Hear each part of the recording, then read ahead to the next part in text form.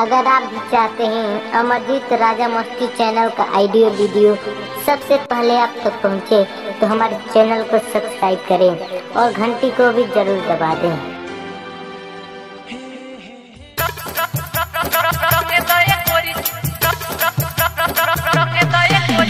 Mix by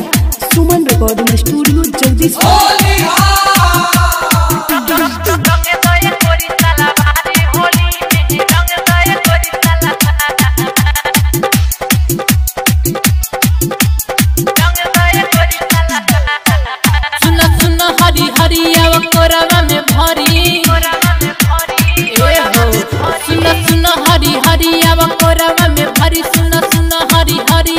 रंग डाले खाती जीव बेकार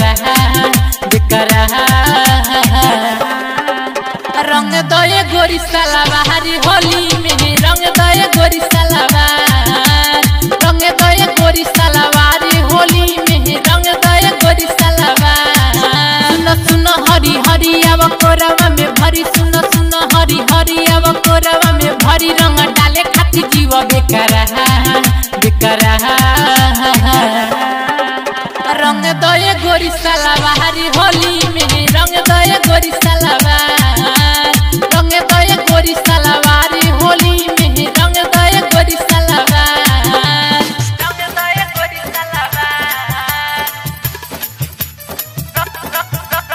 रंग दये गोरी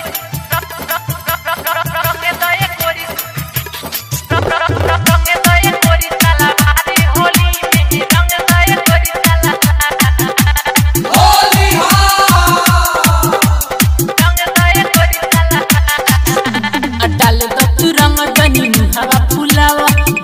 चिकारी लनी चोली सरकावा डाले तो तू रंग जनी मुहावा फुलावा और चिकारी लनी चोली सरकावा जनी कर तू जना बात मानय सोना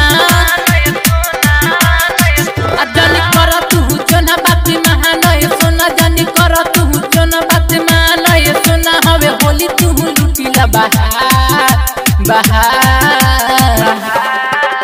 रंग दये गोरी साला बाहरी होली में रंग दये गोरी साला रंग दये गोरी साला बाहरी होली में रंग दये गोरी साला रंग दये गोरी साला रंग दये गोरी रंग दये गोरी होली रंग दये गोरी साला बाहरी होली में रंग दये गोरी साला mix by Suman recording studio Jagdishpur. Amarjeet Raja बिना रंग लेना छोड़ी लइकन के टोली तो औरी बिटोड़ी ए हो अमरजीत राजा बिना रंग लेना छोड़ी लइकन के टोली तो औरी बिटोड़ी अरे पिंटू प्यारी लाले तोहर गोली नहीं डाल अबारे पिंटू प्यारी लाले तोहर गोली नहीं डाल मेरे के सब जुटल बा समाज मंज मन मोही बारे